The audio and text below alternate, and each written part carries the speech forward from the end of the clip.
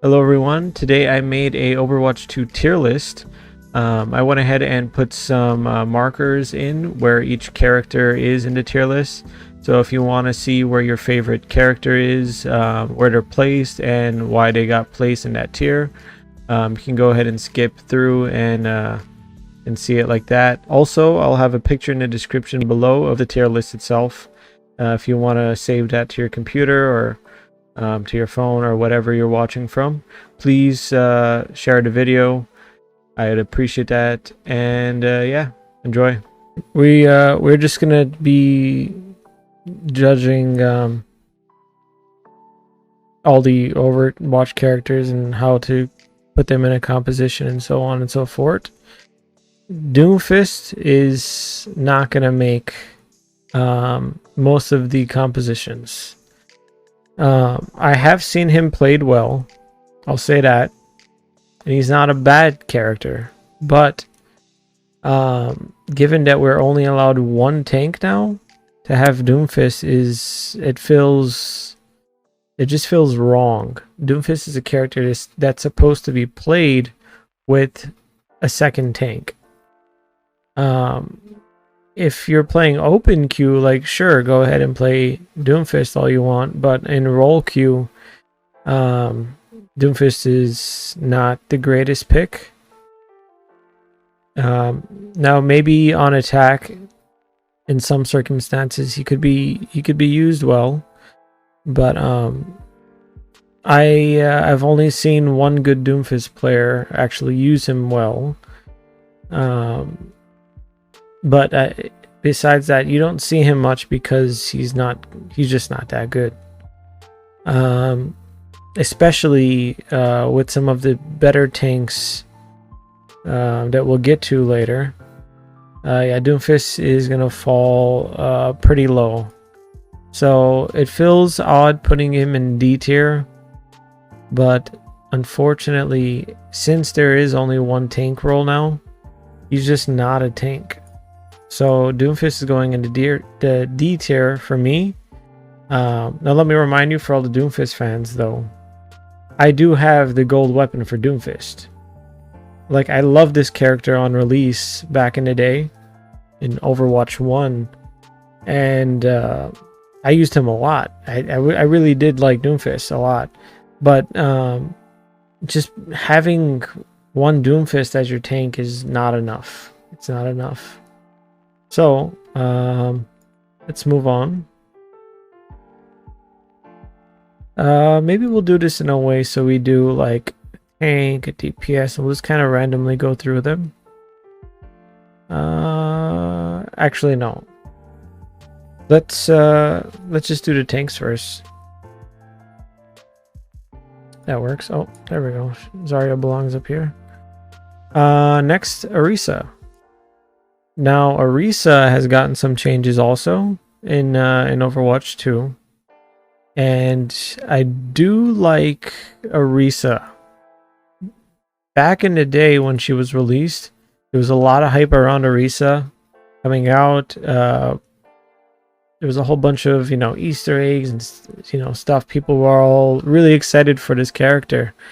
And when she came out, she didn't have high playability. She wasn't great.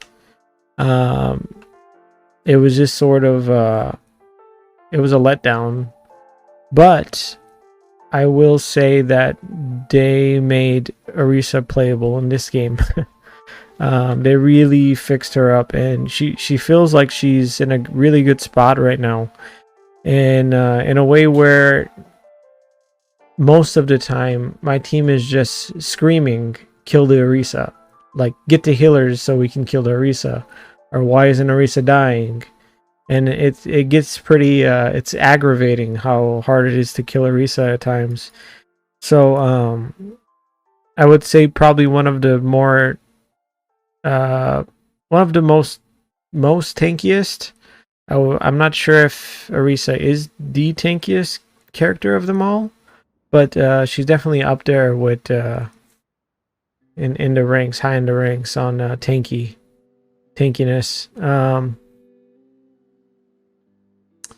Where to put her though?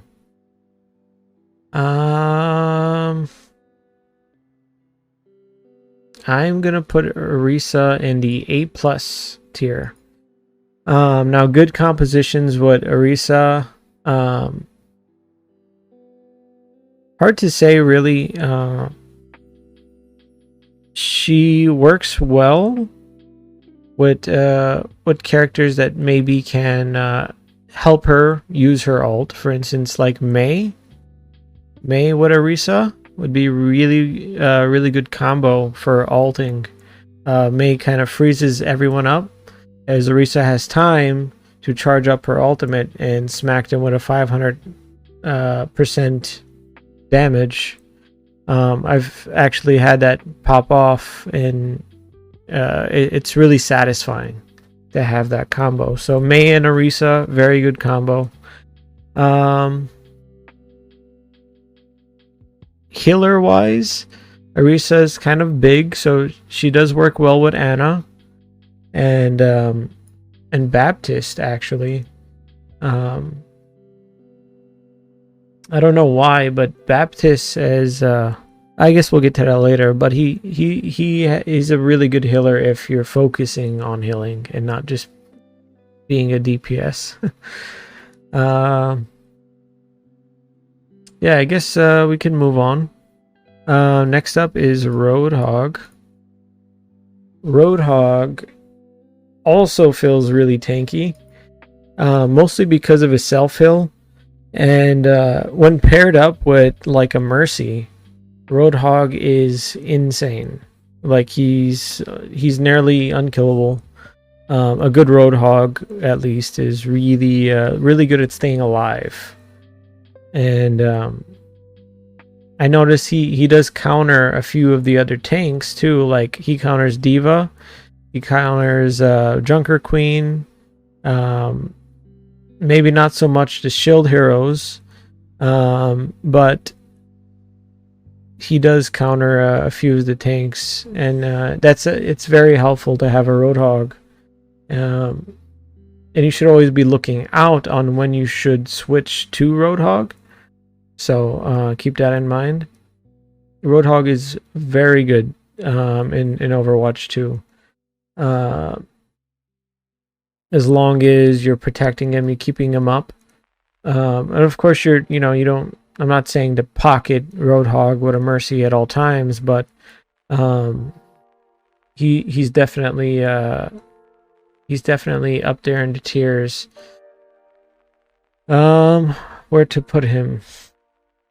Yeah, I want to say Roadhog's an A+ tier also, but he might just be A tier. I mean, A tier is still really good.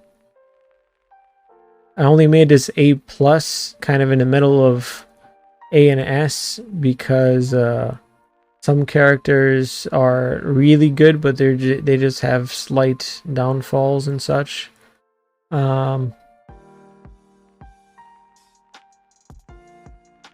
Yeah, we'll leave him here for now, but we might move him later. All right, so now Junker Queen, one of the newer characters.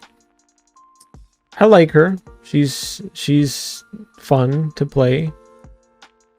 But as far as a tank goes, when you're playing against the Junker Queen, it feels like why is this person not dying or whatever. But that's just mostly because she should be targeted by your tank. Your tank should be trying to kill Junker Queen. It's going to be a bit harder for you to kill Junker Queen just because if you're playing a close range character, for instance, like Reaper, she's got a shotgun in your face, and she could do some damage on you before you get to do enough damage to kill her. But also, if you're playing a long range character, it could be a bit harder to kill her given the range. And plus, characters like I've noticed characters like Mcree have some damage fall off from further ranges and such. So it could be really hard to kill a Junker Queen. but definitely not the tankiest. I will say that. In some matches, in some matchups, she will work.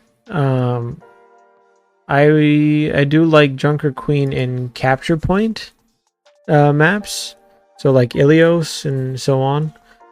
I feel like she works well there, but again, she's really just a third DPS character. That's a bit harder to kill. So I'm gonna put her in the B tier, just because she doesn't help her team as much as she should. Sort of like kind of like DoomFist, but I will give her a bit higher rank because DoomFist just kind of dives in, and if your healers try to heal him, they could kind of get in too far, and you can get your healers killed and so on. But with Junker Queen, she does work well, just kind of staying with the team, you know, sitting back. Let's see. So let's just move on here. Let's go to Winston. Winston has always been a hard one for me. So there was a time in Overwatch 1 when I really liked Winston as a tank. And the more I played with him, and you know, just got more experience with Winston, the better it felt.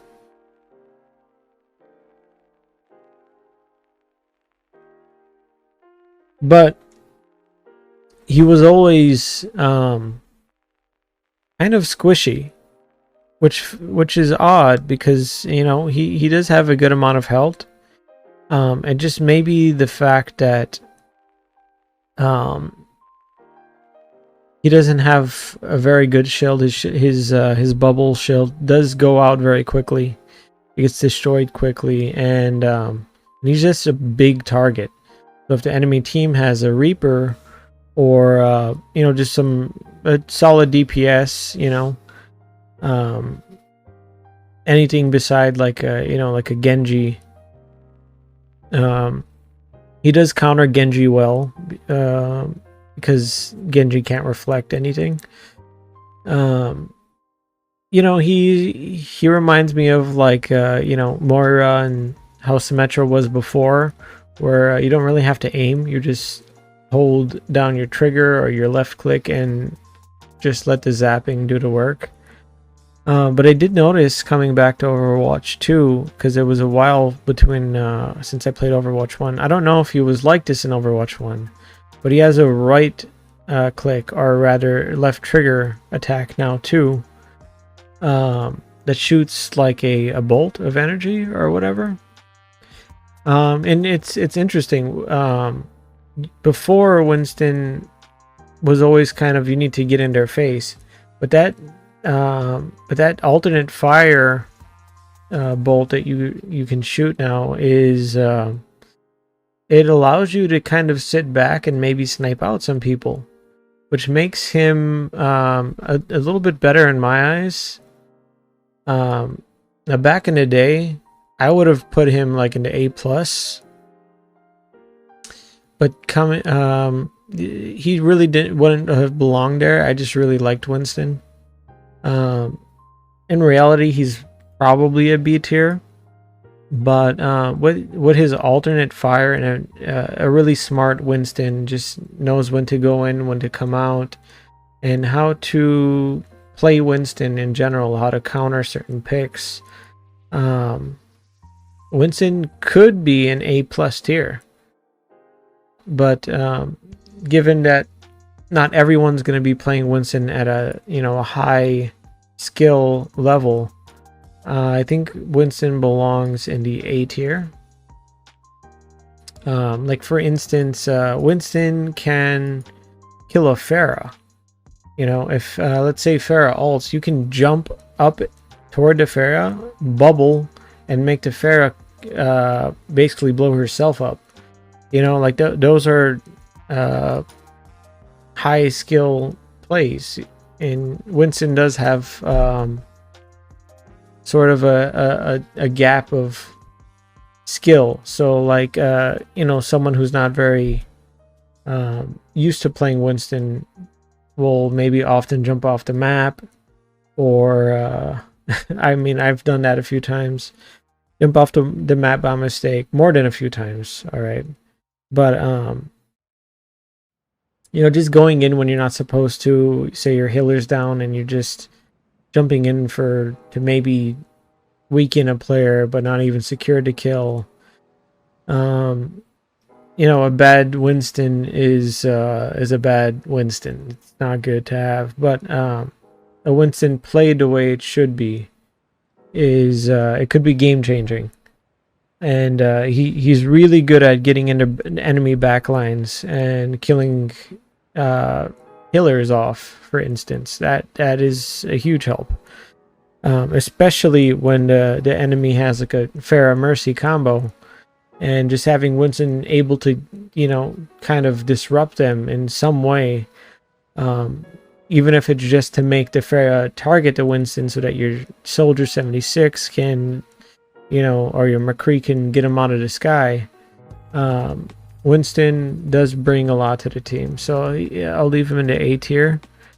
He works very well with I wouldn't say Anna, mostly because he is kind of jumpy and he's all over the place. It might be kind of hard for Anna to stay with him at times. Moira could help him out, maybe throw an orb or go in and come out when Winston does. Lucio and Baptiste, not a good, not very good for a Winston, I would say, also because of those reasons. It could work with Brigitte, but still I would think the best healers for a Winston is Mercy and Zenyatta. So let's see, next we got Reinhardt. Now Reinhardt he's sort of the father of Overwatch. Everybody loves Reinhardt, you know. He's been around since the start, and he's such a fun character to play. Especially if you know how to play Reinhardt. Now, a lot of people think that playing Reinhardt means just holding up your shield the whole game, waiting for it to recharge, holding it up again, and that would be way too boring. Reinhardt does so much damage, and it is the easiest damage ever too. So you could just, like, let's say your shield gets broken, right? And you see just an open character with a nice wall behind him, kind of nowhere to really go. You can charge them. It's almost a for sure kill unless it's a tank. Your hammer does like so much damage, and it's got a huge AoE swing. If you just swing your weapon half the time, if you have a Mercy on you and you're just swinging your weapon and jumping around and you're just in the enemy's face at all times and throwing flames, and then when they get a little too far from you, you kind of, you know, charge yourself back in and swing some more. It's insane. You could do a lot of damage and take out an entire team. And if you're doing that, you get your Earth Shatter, your ultimate, like so fast. He's probably the easiest character to charge up your ultimate with in this entire game. So I'm guessing it's because the game expects you to sort of just be holding up your shield most of the time. So when you are on the offensive and just sort of spamming your hammer attacks and in the enemy lines and just doing all this damage, you get your ultimate back in like seconds. You can get your ultimate in under a minute every time. So Reinhardt, very, very good tank. I'm going to put him in the A+ tier. He does have that shield, of course. You do want to be swinging most of the time, but you also want to make sure your healers stay alive. Sort of, kind of, you know, look around you, be aware of where your teammates are at all times, and if they need help, let's say maybe a Genji got in your back lines and they're killing your healers. It's good to kind of look around and be able to shield your teammates when possible, when needed, especially if there's an ultimate and so on. But yeah, he belongs in A+, I believe. He's really, really good. Next we got Sigma. Sorry, I think that's his name. I always call him Sigmund because I don't know, he just looks like a Sigmund. But so with him, I have played him a couple times. I don't have a lot of experience with him, to be honest.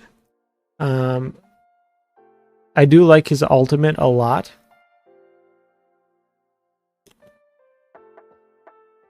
He's a lot like Orisa with his ultimate.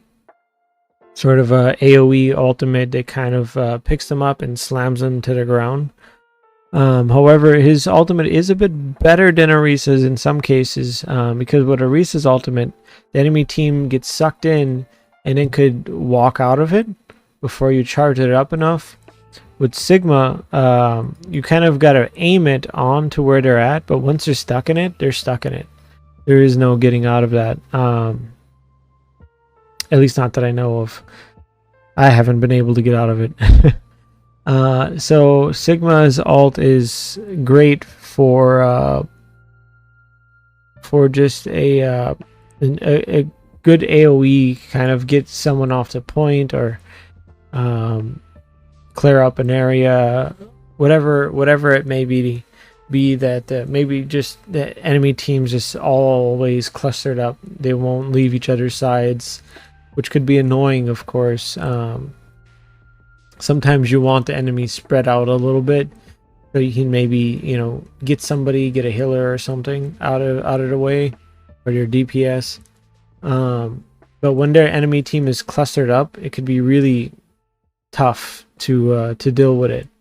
Let's say your team is just kind of trickling in, and the enemy team is all just formed up. It's really hard to break that. So with Sigma, he does really well at sort of punishing that gameplay style of everyone sitting behind a Reinhardt shield or something like that. He is really good. I like his normal attack. If you actually step back enough from an enemy, you can actually kill like a Pharah in the sky if you aim it well to kind of explode at the perfect moment. I don't know if that makes sense, but I do like his attacks. The rock is awesome. It does a lot of damage if you can aim it well. His shield is not great, I will say that, but he gets it back really quickly, so there's that. For Sigma, I am gonna put him in the A tier. Yeah, I think that feels right. About I don't know, he's between A and B, I would say. Maybe at the top of B, at the bottom of A. Yeah, we'll do that. Actually, maybe he's a little bit better than Winston. Well, yeah, we'll leave him here. So next we have Zarya. Now, this is the character I was talking about at the start. Just want to say that this character is probably the most broken character in Overwatch 2 right now. Now, to explain what I mean, I tested something last night. It was just in quick play matches, but I went into some matches and just told my support characters that we got matched up with, kill me, like pocket me, and we will win. If we can get a Mercy, that will be helpful. If not, just continue to pocket me. Of course, some of them didn't switch to Mercy, but most of them did, actually. And it was insane. I went on this win streak, and the only time we did lose is when we didn't have sufficient healing.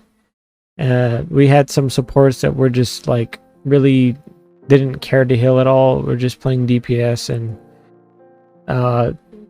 just doing their own thing most of the game. But for the ones that listened,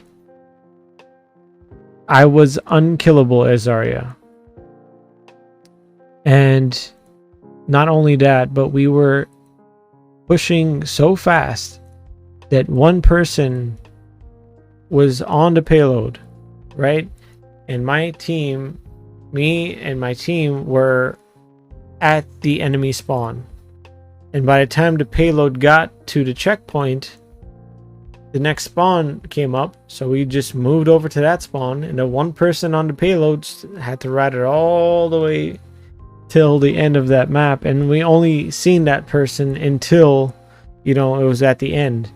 And we were basically uncontested the whole way through Route 66 map. It was insane.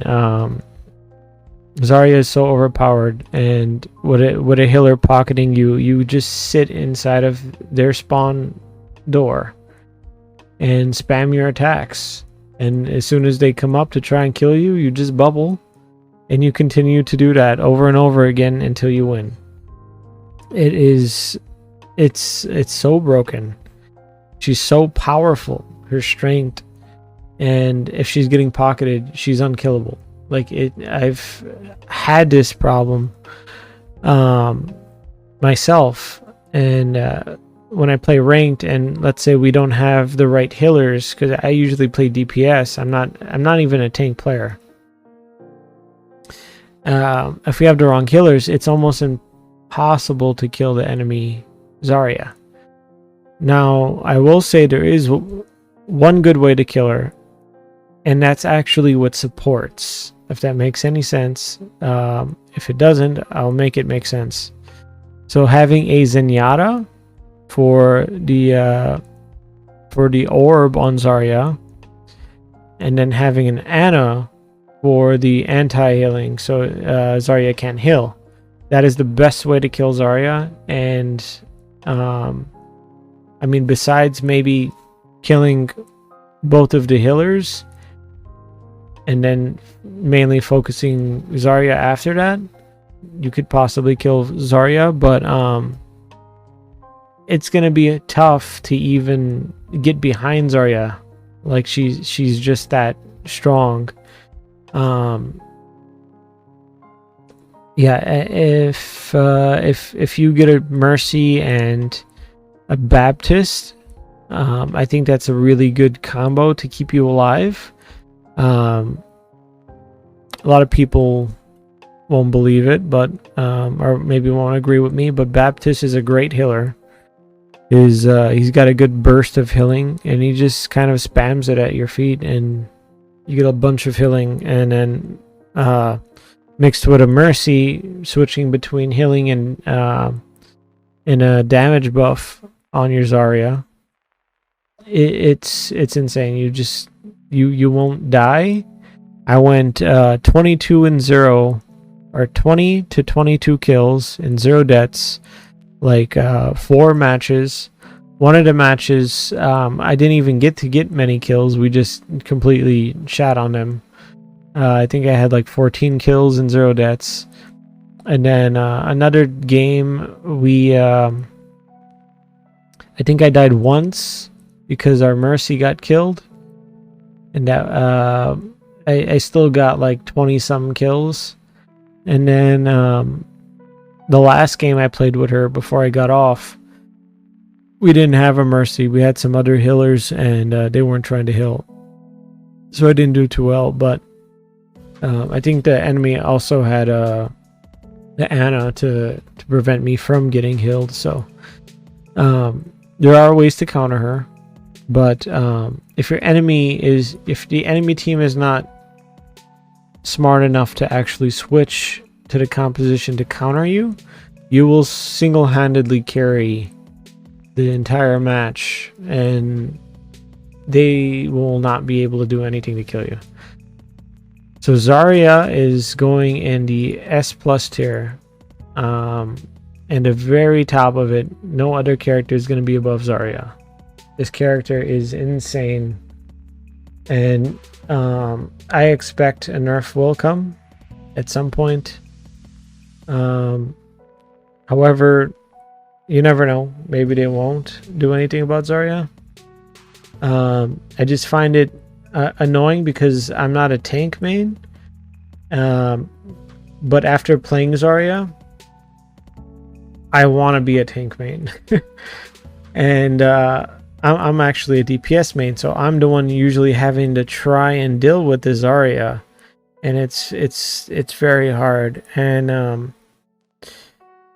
the best part of my win streak and just completely like annihilating these teams to where they can't even come out of their spawn. The best part of it is that I've only had 30 games played as Zarya in my whole Overwatch career, Overwatch 1 and 2. Like, I never played this character. I have no experience with this character. And that's 30 games played, including Overwatch 2.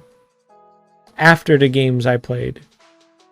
So, Zarya is way broken. Even if you don't know how to use Zarya, she's still just that good. So, you just have to be on the offensive at all times. Push the enemy back, get in their faces, and they can't do nothing. Alright, so moving off of Zarya now. She's so broken, sorry.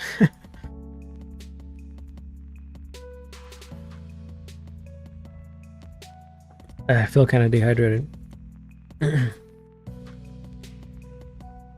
Alright, so we have Hammy. I don't like this character. I don't play the character. Very hard to play on mouse. It's kind of I play on a low sensitivity, so kind of moving around a lot is very tough for me. I will say this character is probably played well on controller. I disagree with what. I don't like Hammy very much, so I'm gonna be putting. He's hard to kill, I'll say that.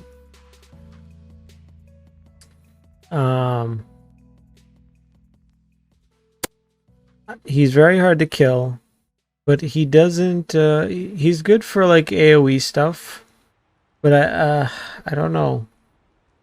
I wouldn't put him, you know, as high as Reinhardt and Orisa.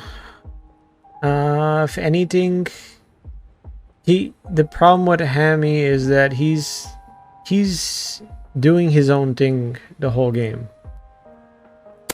He's not in your front lines kind of protecting his teammates. He's fucking rolling around and way behind everybody and kind of doing his own thing, and he's never really with your team. So I'm going to be putting him in B tier. Yeah, just because I've yet to have a good game with him as my tank. Now I don't play him myself, but even then I don't see any good Hammies. Next we got D.Va. Now I'm not gonna say D.Va's the tankiest character, but in a way D.Va stays alive longer than any other tank. Of course, a good D.Va. Now, if you're getting killed a lot, she's very hard to kill with her defense matrix. And she's got a lot of offensive attacks. She can take out healers, Pharahs in the sky, you know, all of your your damage dealers pretty easily.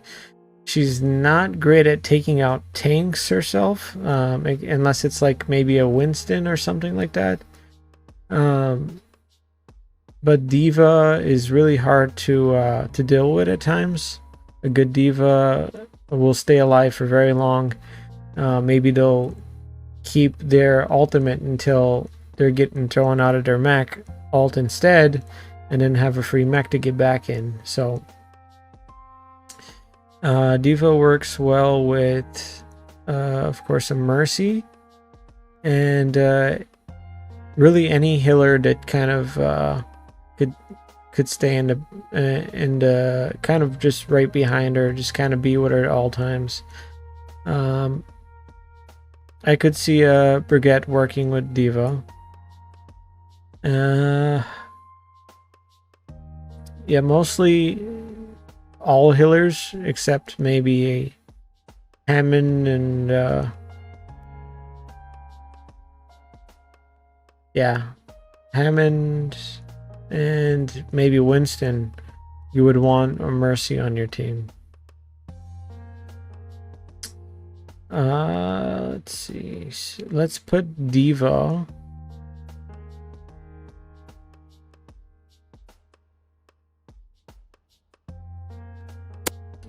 A+. Boomfish is a class. What?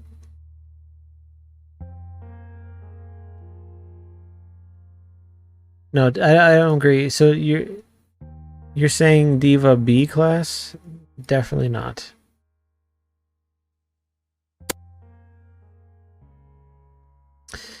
I'm gonna put Diva in the bottom of A+. Otherwise she's at the top of A or the bottom of A+. So she's kind of in between. It's just mainly because she really is hard to kill for good.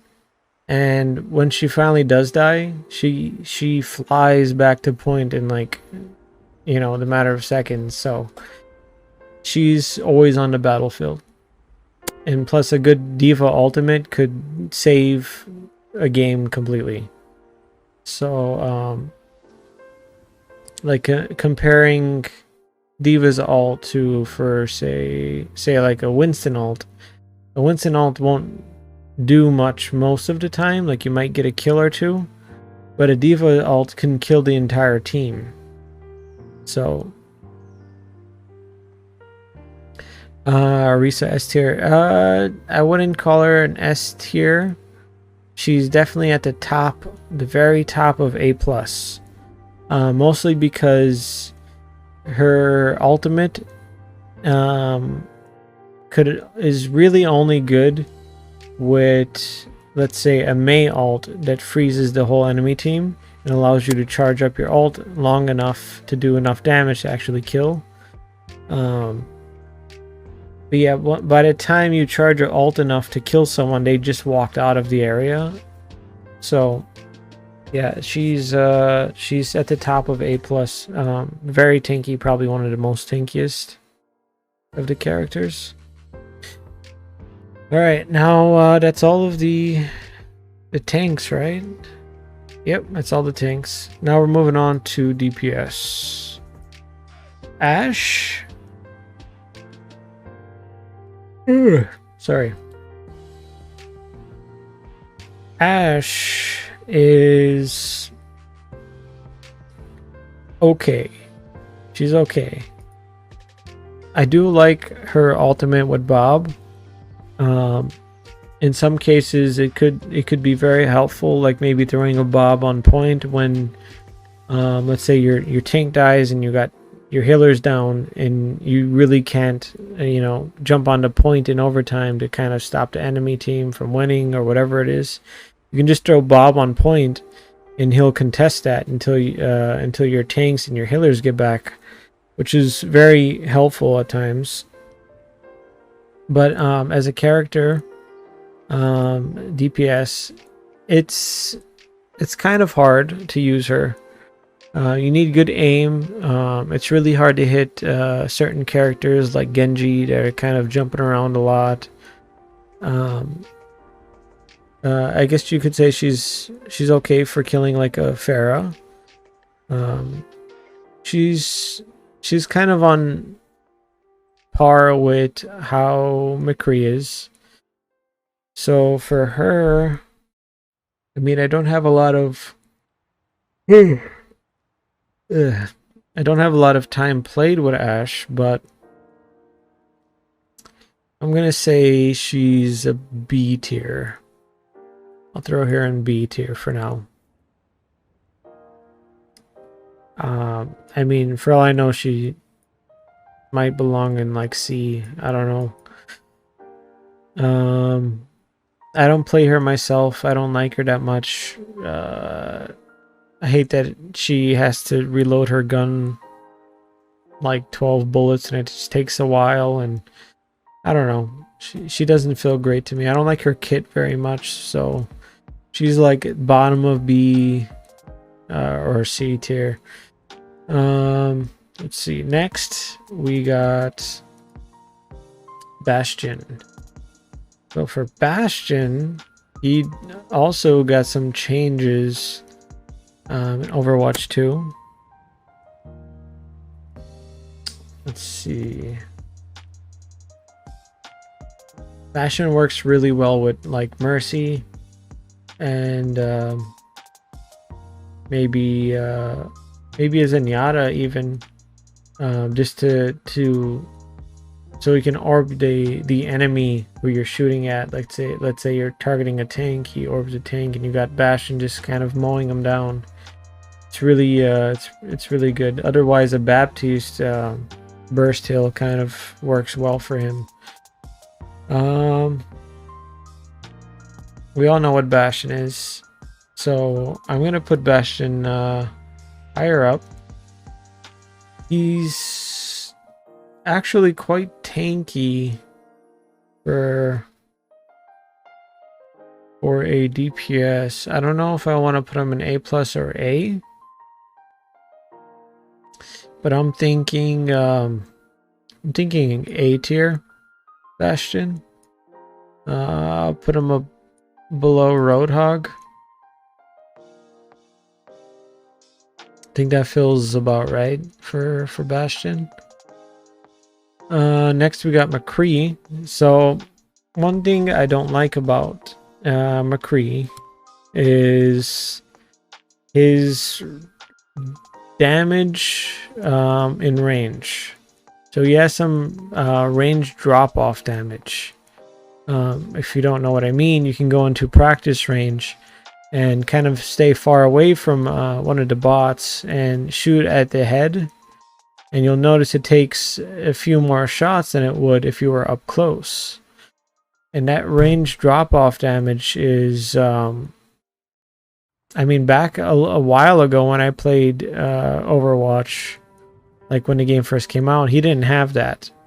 So somewhere through the time that I stopped playing Overwatch and started again, he has some range drop off, and it feels really odd to have on a character like Mcree, because it's already he's already one of those characters where very aim intensive, where you have to have good aim and be very accurate to use him. But I get the idea, it is a pistol he's using technically, so it would make sense that it's stronger and closer range. But I would say I do like his flashbang now. It doesn't stun them now, but it does do damage, and a very good chunk of damage. So he can kill Pharah quite easily, especially if you have a Mercy damage boosting you. And he's not super great for taking out like tanks unless you're getting like a bunch of headshots. But I do think he is pretty good. I want to put him in A tier.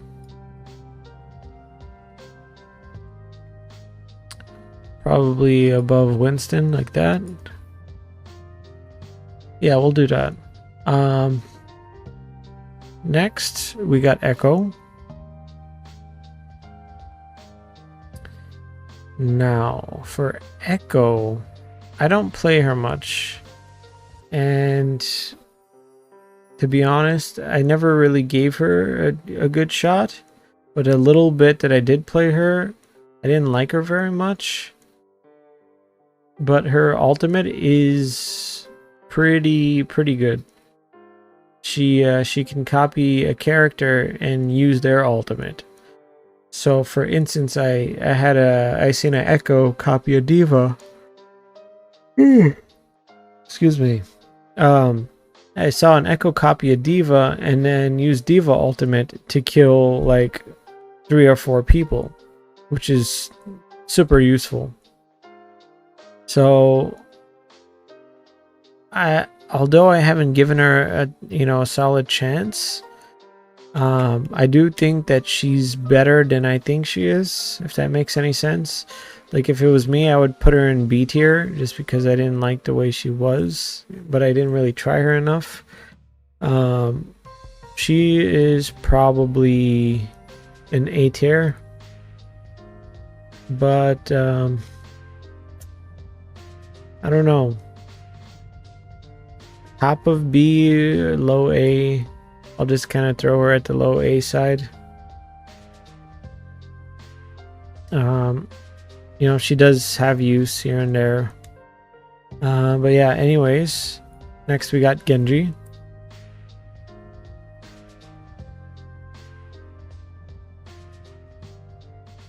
Sorry, I'm just gonna get something to drink real fast.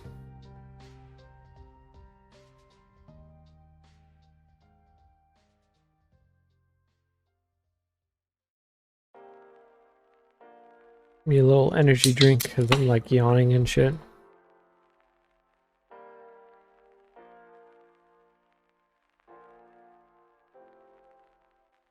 All right, Genji. Genji is the kind of guy who needs healing at all times. That's a joke. There's actually a time we went to I don't remember if it was Anime Expo or Comic Con, and we had a little sign that said "I need healing" or something like that. It was funny, but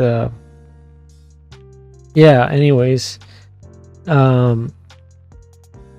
Genji, he's really good.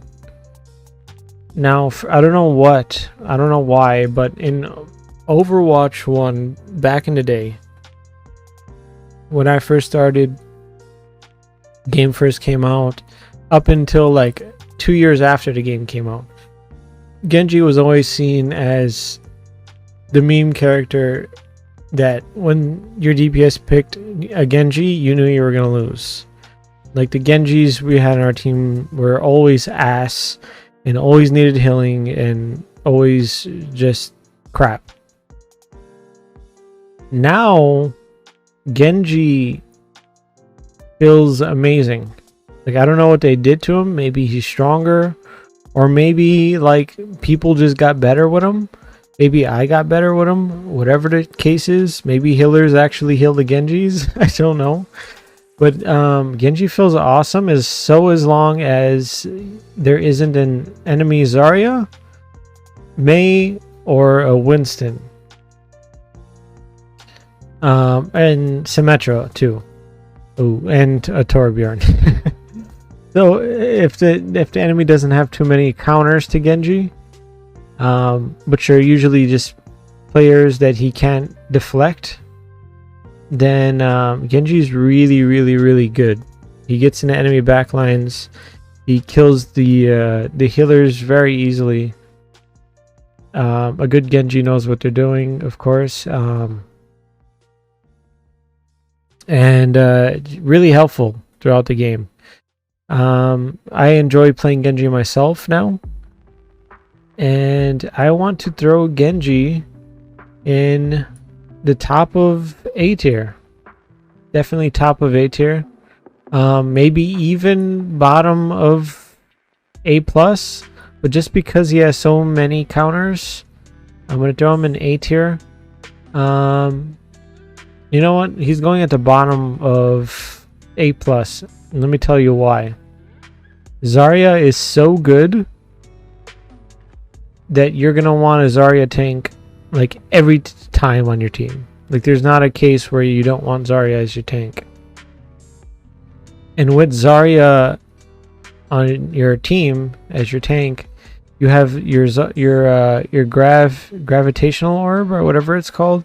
Zarya's ultimate works great with Genji. So she sucks them all in to one spot. They can't move. Genji comes in. Yujino Kyokure. Shoop, shoop, shoop. Slices them up. So Genji's he's really good. In the current meta, he's gonna be pretty useful. Let's see. Next we have Genji's brother Hanzo. Mr. Yugawaga Teki wo Karao. So with Hanzo, he did not change from Overwatch 1. He just sort of the same as he's always been. It just depends on how much someone plays Hanzo. So really good Hanzo is someone who plays Hanzo a lot and just knows where to aim, kind of how his arrows drop over time, and just really good at with his aim and so on. He has no use killing tanks. He's not very good at that. He works well killing DPS and healers with those. Sometimes you get lucky, you get some dink headshots. And you know what I mean, the little dink, and you get the headshot insta kill on the healers or DPS, which is great. But I don't know, he just seems so far back, and it just feels like you would get more use out of someone, like a Genji, for instance, kind of constantly in the enemy's face instead of just, missing a bunch of attacks and then occasionally killing somebody. Now I've played against really, really good Hanzos who were just hitting all their shots, not hacking, just really just knew the character very well. And a good Hanzo is game changing. So for Hanzo, his ultimate does have some use with Zarya and so much, but like honestly, I'm gonna put him in B tier just because you can kill Hanzo so easily. If you just kind of jump around and wave around side to side, and it's really hard for Hanzo to kill you if you're strafing a lot, and you can attack and kill him before he gets off his second or third shot. So I'm gonna throw Hanzo in B tier, maybe above Ashe though, just because he really isn't too bad. But yeah, in most cases you rather have something else. Next, Junkrat. Junkrat feels great in this game, I will say that.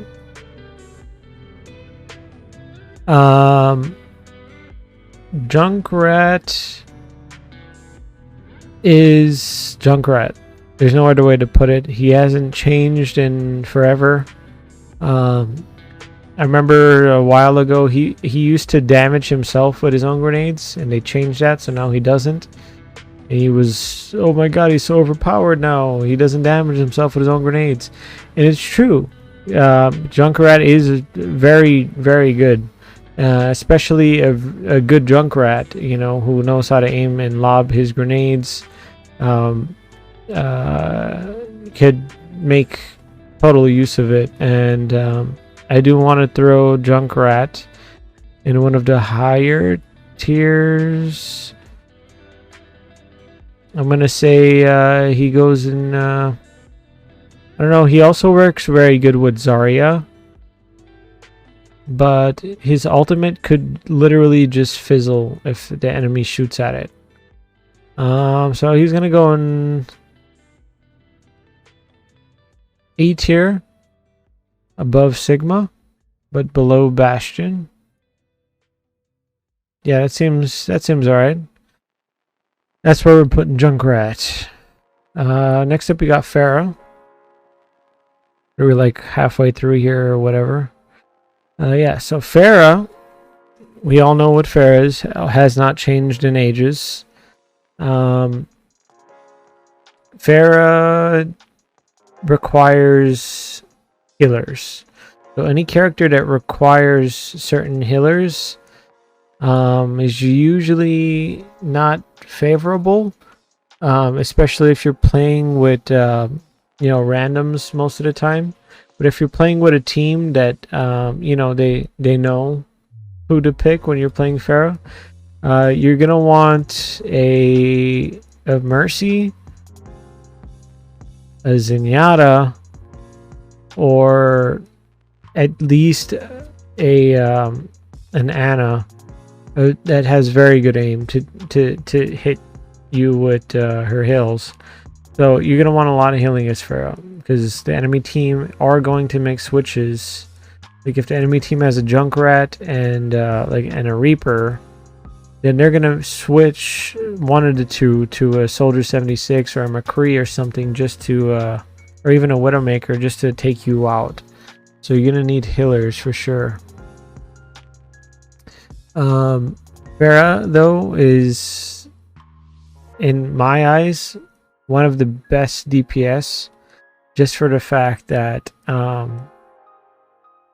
it very much is hard to kill a Pharah Mercy combo, and so it's going to be easy for you to get into enemy backlines and take out a healer if you're very accurate with Pharah and you're hitting your shots. You can take a enemy healer out in 2 shots, or let's say three shots, and you kill their healer, you kill their Mercy, and it's very useful to have, especially with your ult. You get your ult pretty quickly. You kind of catch them off guard while they're not looking above. You just get inside them and use your ult. You kill the whole team.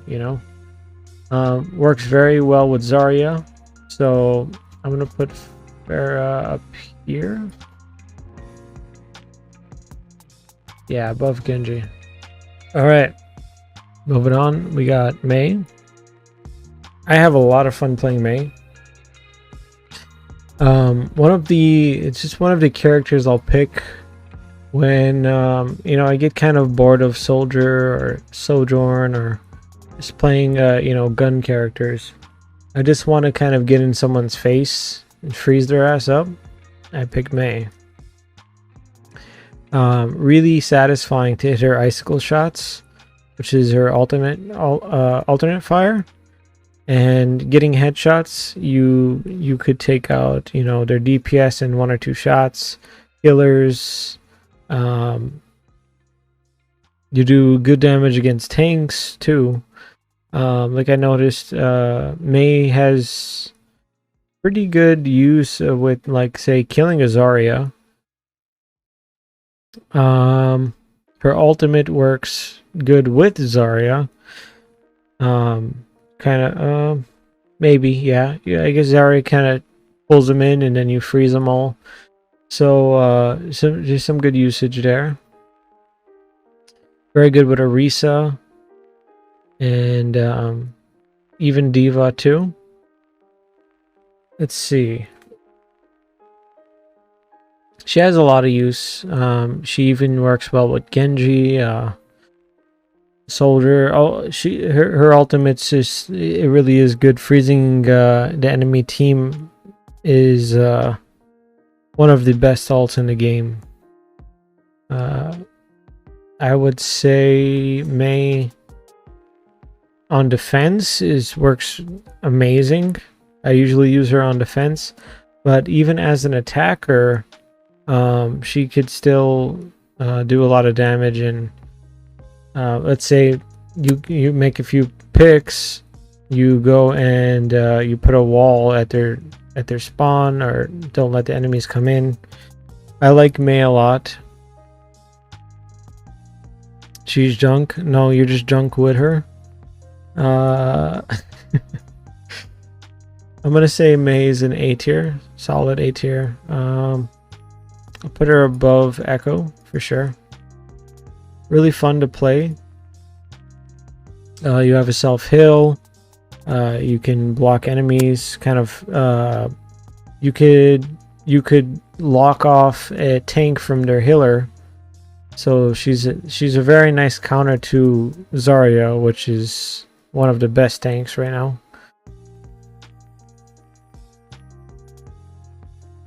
Let's see. Let's go to Reaper now. D6. What? She's trash? No. Mei is not trash. Her icicle shots are basically it's like she has Hanzo in her kit. She has the same, like, she has like Hanzo's bow. You have to like charge it up and then shoot it. It has drop and all this. But like Mei's icicle goes perfectly straight, and I think is even a little bit quicker.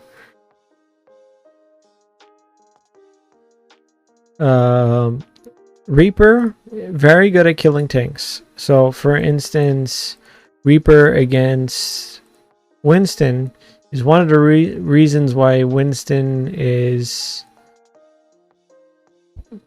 at the kind of in a lower. I would actually put Winston down here. He's kind of high B, low A tier.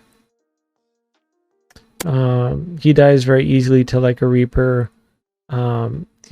Reaper's just kind of the all-around tank buster. Oh yeah, top tank buster. It's funny you said that right when I said it.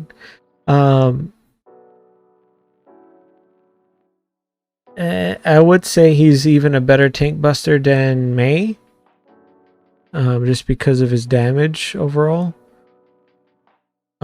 His ultimate is, I mean, game breaking. It's a great ultimate. You could win off of his ultimate alone. I am gonna put him above Genji, but below Pharah. A+ tier. Do I want to do that? See, Reaper's problem is that for what he has to do, which is get into the face of a tank,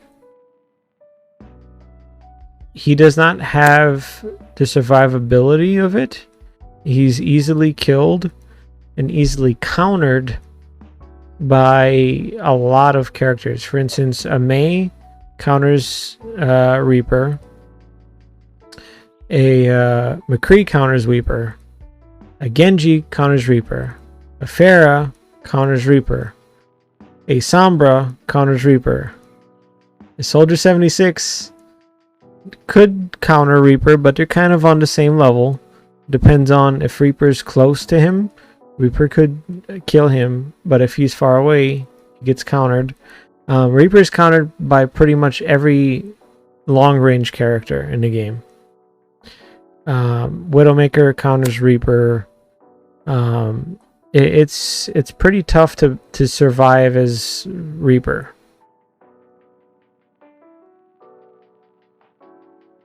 So the only thing Reaper does counter is you could say like Soldier and Sojourn.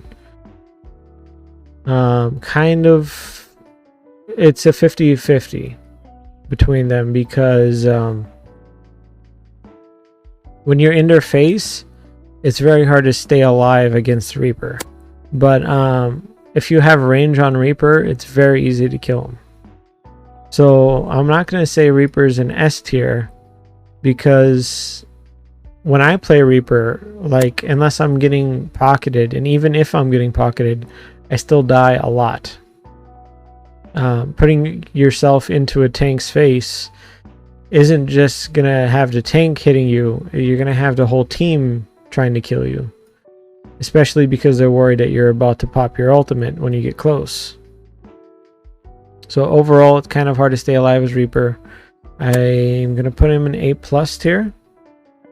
Let's move on. Next we got Sojourn. Now this is one of the newer characters. I know you guys like Reaper and want him in S tier. But I'm making my decisions. All right, I played the game for much longer, Danny.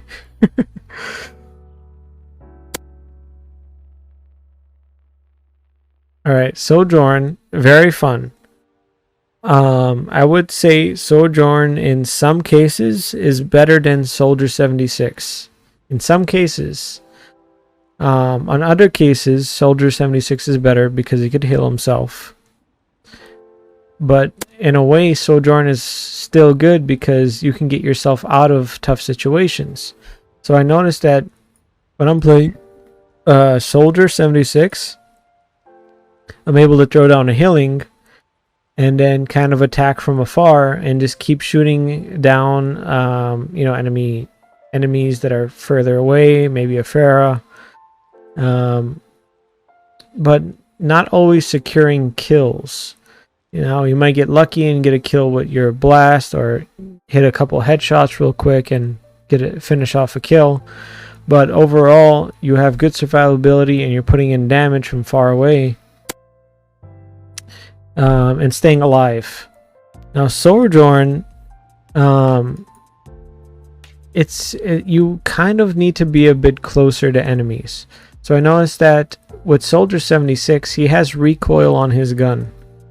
His gun slowly goes up, you know, but it does not vary where the bullets go. The bullets go where your aimer is. With Sojourn, your bullets are going in an odd pattern, kind of left, right, up, down, left, right, up, down, but it has zero recoil.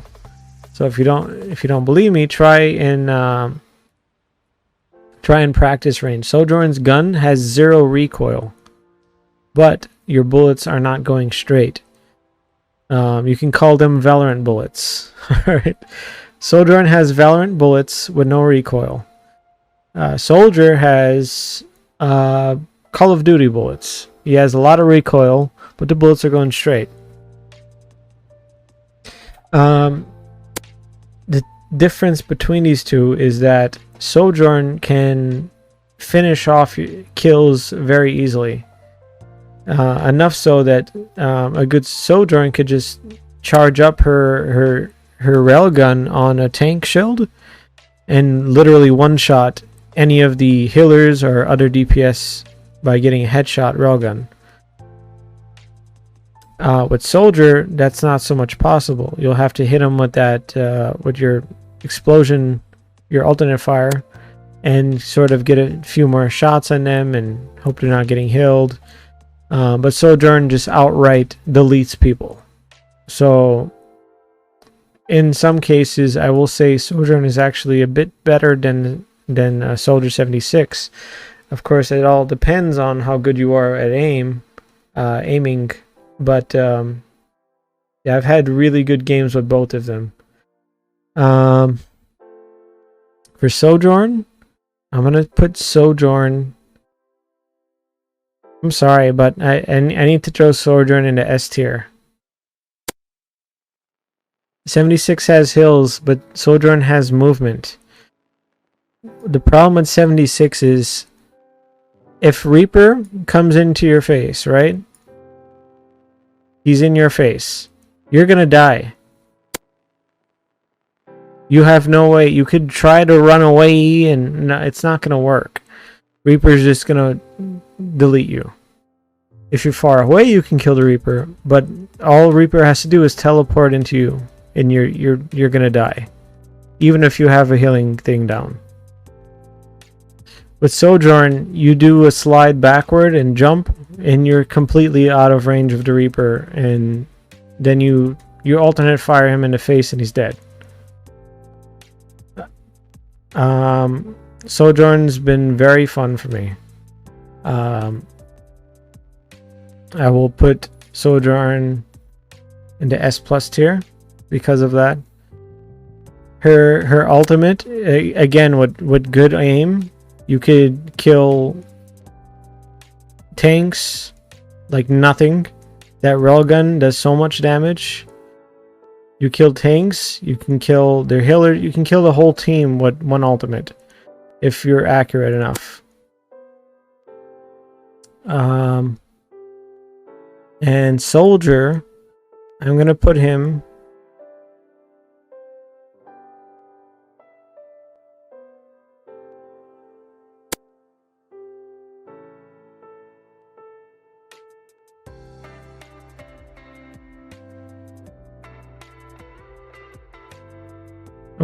there, right beside Orisa.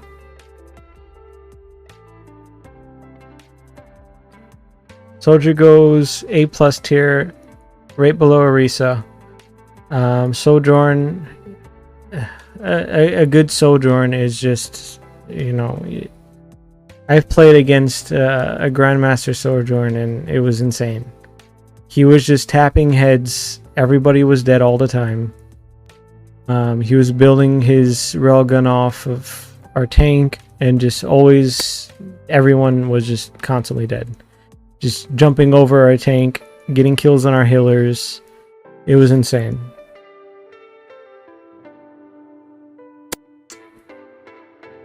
Orisa's A+ tier because her ult isn't great. And she really doesn't do much damage. Her only thing is she stays alive forever, but like that's really it. You know, she could do some damage, but her gun has like an odd aiming. Her bullets have a delay of hitting where they need to go. It's kind of, she's not great at dealing damage. But she's really good at staying alive, which is nice for, you know, like staying on point. But once your healers are down, you know, you could take out an Orisa.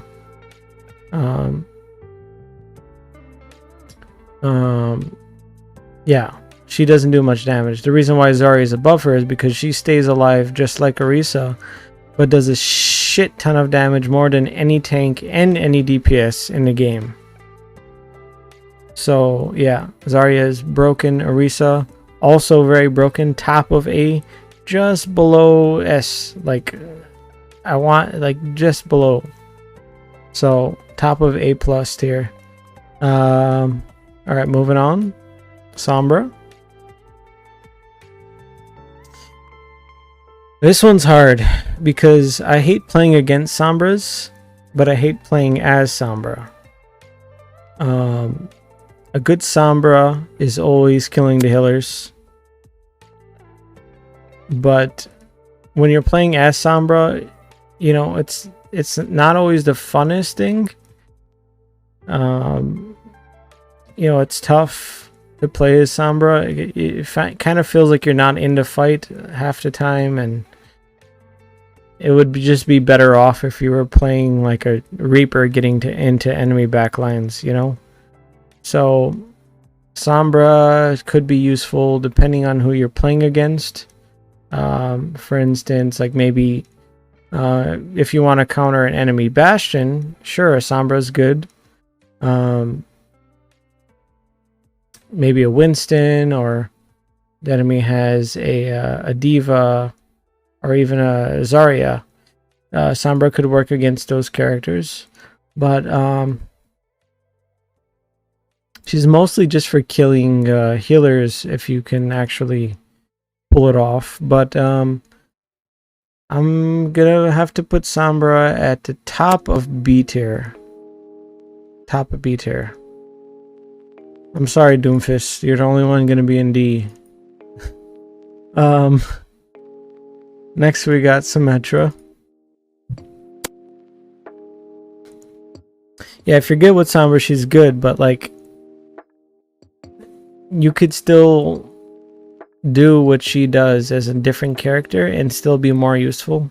So, you know, she's gotten too many nerfs over the years, and she got buffs and then she got overly nerfed, and yeah.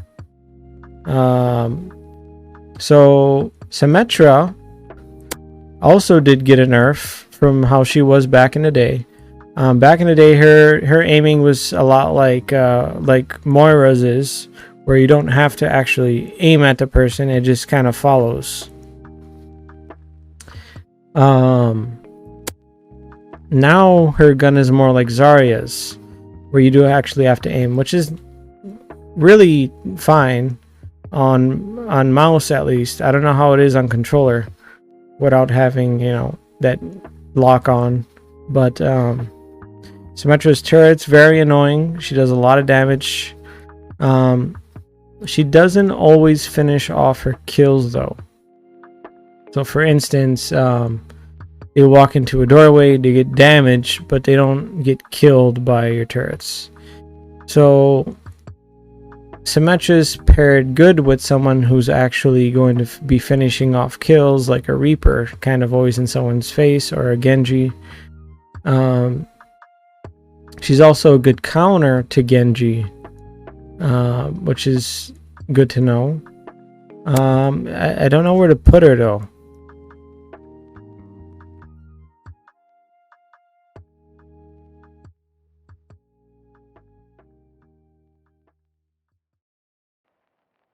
VA is S? What?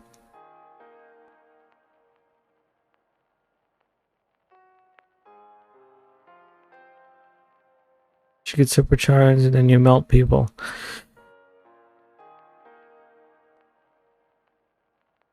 She's not broken. That's the thing.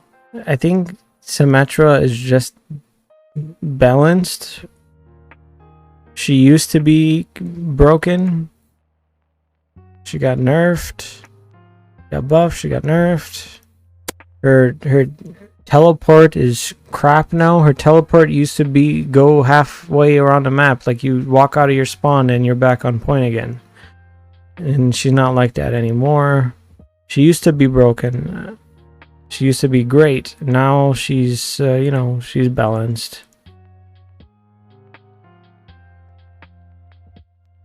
Oh, you're saying Diva is S. You know, I agree she goes... I'll put her there. Diva belongs next to Orisa. I'll say that. Just because of her survivability. Drink a potion? I gotcha. I need some help here. Now, Donnie, you're a Symmetra player, and so you're kind of biased toward Symmetra. But Symmetra's never giving me much of a problem. I haven't really played against good Symmetras. Like maybe you're a good Symmetra, but I don't play against you as Symmetra. So I don't really know.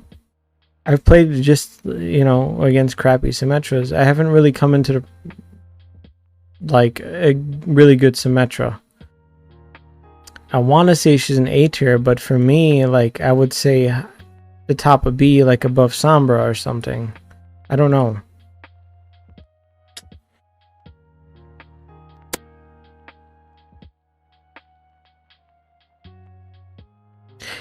Top DPS every time you played her. But see, that's just because you can place turrets around and they just constantly damage people. But that doesn't mean that you're finishing off those kills, because eliminations are based off of you had a hand in getting the kill. I'm talking about like 0 to death. You actually killed someone, solo kills. That's a separate stat that's actually not shown unless you go to your character stats, which shows solo kills. You're not getting a lot of solo kills with, you know, a character like Symmetra. Usually you need some DPS backup. I'm gonna put her above Echo, but below Mei.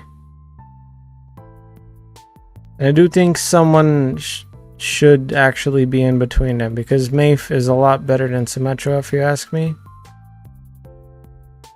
It's overall usability and AoE and just, yeah. Composition wise, Mei fits in more than Symmetra. Yeah, she melts. She definitely does melt. Symmetra does melt, but she just killed so easily. Her kit isn't as good as it used to be. She's received so many nerfs over the years. It's hard to say where she stands for sure. Anyways, let's just move on. Next we got Torbjorn. With Torb's really good against, like, for instance, a Pharah. He can be annoying against a Pharah. I've played against a Torbjorn as Pharah, and it's definitely annoying when you have like a Torbjorn turret shooting at you and a Widow shooting at you and just kind of the whole team focusing you, and this little bot that just constantly locked onto you.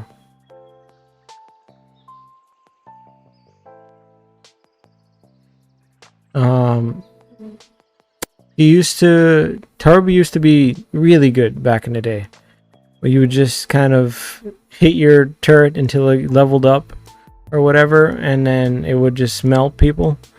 His ultimate now is not great. You shoot lava on the floor, and it's like easily dodged, and I don't know. Yeah, they rocked him. They did. They really did rock him. However, he has an ability. For me, it's on E. I don't know if it's like that for everyone, but his E ability, or whatever it is, makes you go like Super Saiyan or whatever. You get juiced up, and he starts doing like these super shootings. He does super shots, and it does a lot of damage. I like it. It kind of feels like how his old ultimate used to be.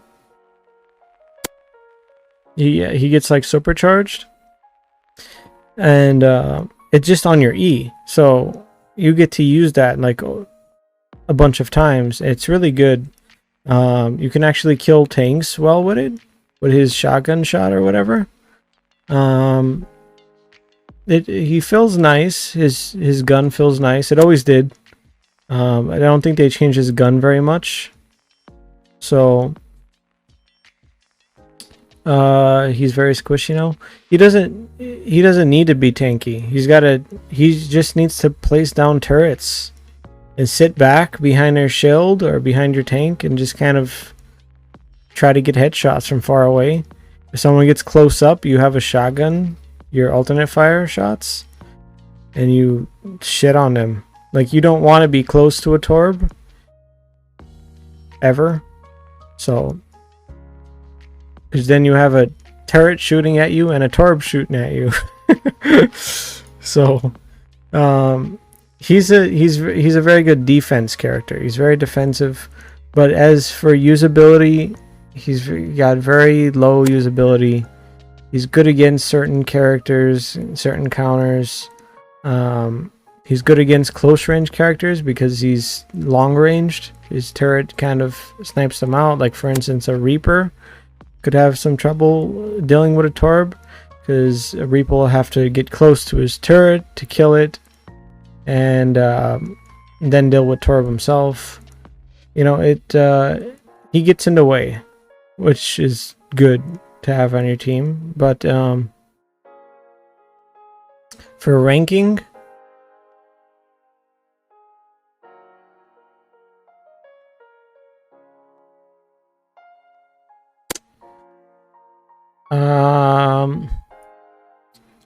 I'm sorry, Torb.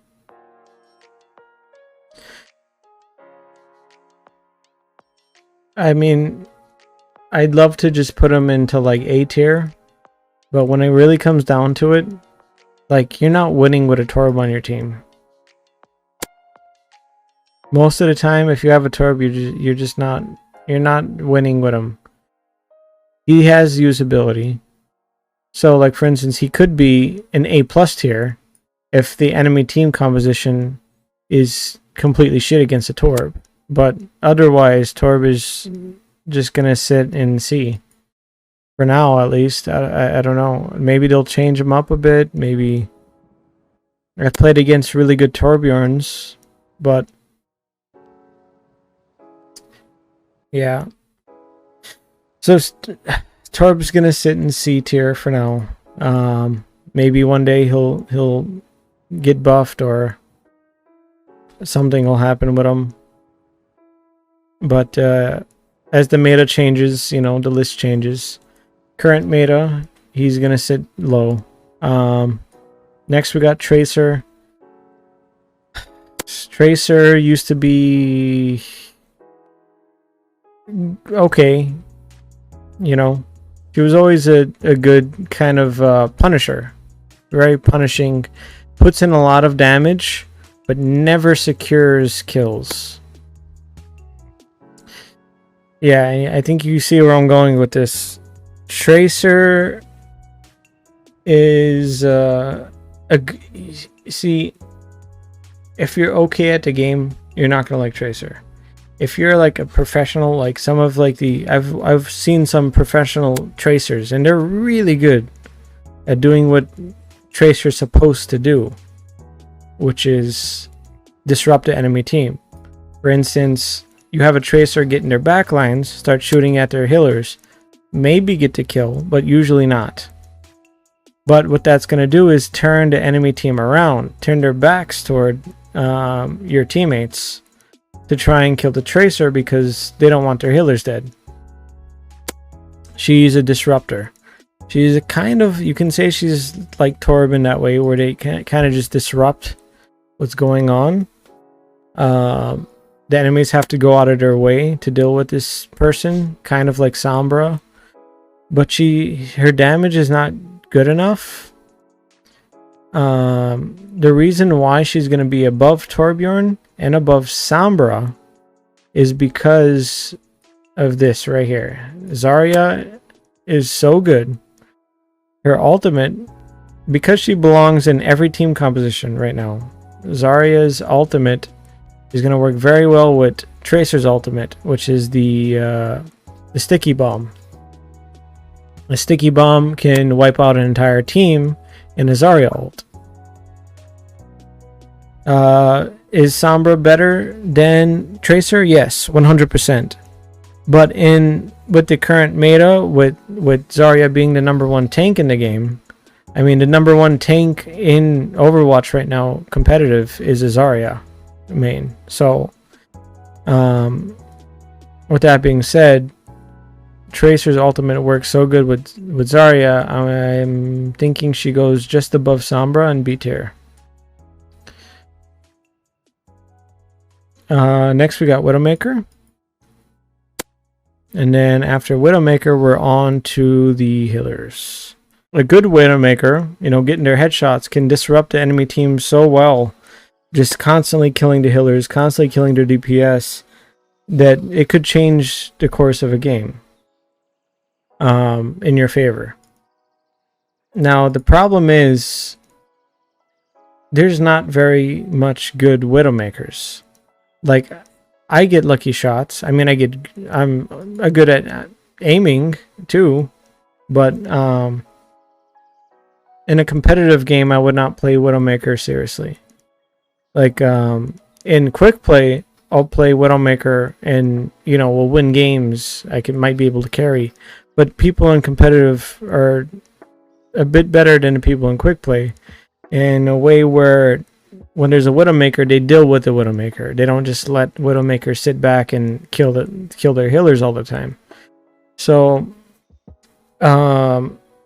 if you're like a Grandmaster, top 500, really good player at aiming, maybe even high master player, sure, Widowmaker could be good for competitive.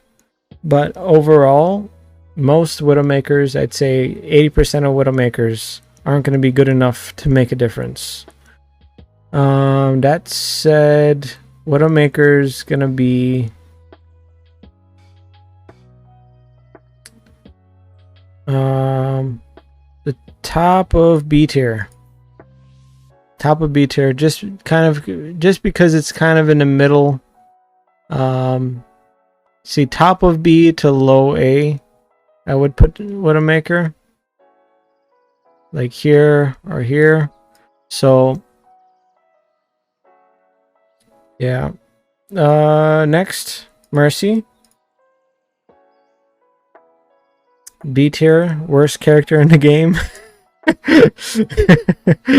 There's never a moment when you don't need a Mercy. However, there is some times where it might be better to have, you know, like an Ana or a Moira, but or even a Zenyatta. Now we don't have Kiriko inside of this. I'm guessing because this wasn't updated or whatever to have her. But yeah, Mercy is the best healer in the game. Top of the line for healing. You have rezzing. You can res your teammates every, like, what is it, 25-30 seconds, which is kind of a long cooldown, but it's balanced. Back in the day, she used to be able to, her ultimate was you res your entire team as long as they were in your like a radius. Thank God they changed that. But now she reses one player every 30 seconds, which is much more balanced. Her ultimate is great for staying alive and even being a battle mercy. So you pop your ultimate, switch to your pistol, and go in on the enemy healers. It actually works really well. But most of the time, you're going to be healing the Zarya. These two are going to be together. You're going to want a Zarya in every team composition possible.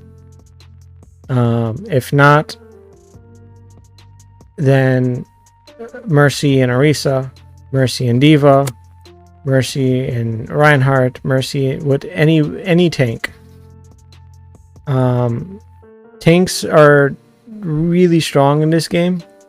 Like, I don't know why, but tanks feel stronger than they ever were. I don't know if they actually made any changes to tanks in their damage, but tanks are your carries in this game. Sure, you can have, you know, DPS carries, but a lot of games you see tanks with more kills than the DPS. That's because the tanks are really overpowered in this game.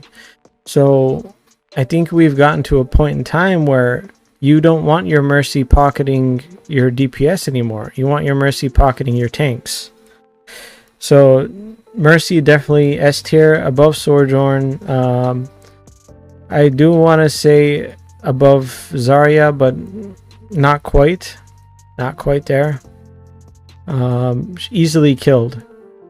Mercy is very easily killed. So there's that. Yeah, enough said about that, really. Like, Mercy is just, everyone knows what Mercy is. Next we have Brigitte. So with Brigitte, she feels really, I don't know how to put it. She's not tanky, but she has the shield, and you just feel very tanky as a support. in a way, I kind of wish they gave Brigitte more health, gave DoomFist less health, made DoomFist a DPS, and made Brigitte a tank. Like if she had a little stronger shield and a little more health, she would just be better off as a tank. Yeah, her with Reinhardt, very good. Her with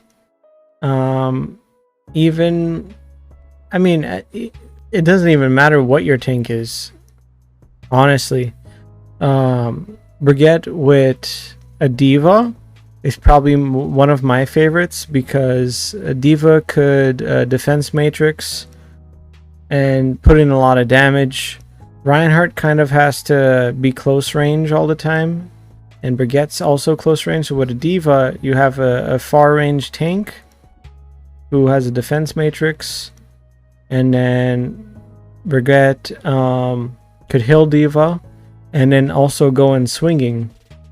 Brigitte's ultimate is amazing. Like with your ultimate, you feel invincible. You can push back an entire enemy team yourself. Just literally disrupts, keep swinging, shield bashing, and fouling them, whatever it's called. And yeah, it's insane how much damage you could do with her. She's definitely one of the more offensive healers. Mostly because her healing isn't great. I don't like her heal very much.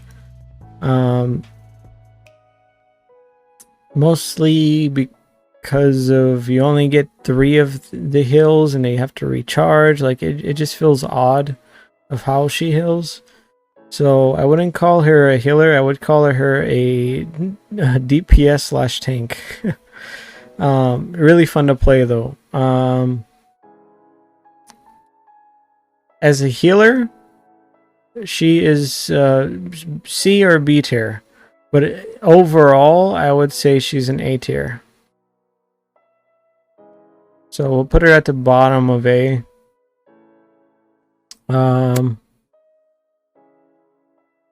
Yeah, missing Kiriko. I'm missing Kiriko. So I'll figure out a way to deal with that in a second. Zenyatta. I mean, clearly, you know, we all know Zenyatta. Been around since the start of the game.